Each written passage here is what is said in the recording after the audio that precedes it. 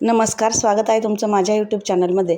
तुम्हाला जरी समोर पदार्थ एक दिसत आहे, परंतु त्याचे फायदे अनेक पदार्थांमध्ये तयार करताना होतात। येथे मी हिरवी वेलची घेतलेली आहे, दालचिनी घेतलेली आहे, सुंठ आणि एक जायफळ घेतलेला आहे।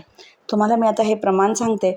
येथे मी 40 ग्रॅम हिरवी वेलची घेतलेली आहे, 20 ग्रॅम सुंठ घेतलेला आहे, 20 ग्रॅम दालचिनी आणि एक जायफळ घेतलं आहे। जायफळ 5 ग्रॅम आलेलं आहे।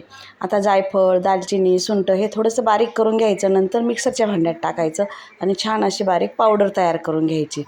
हा जो मसाला तयार होतो, हा मसाला तुम्ही चहा मसाला म्हणून सुद्धा वापर करू शकता, खीर मसाला म्हणून सुद्धा वापर करू शकता।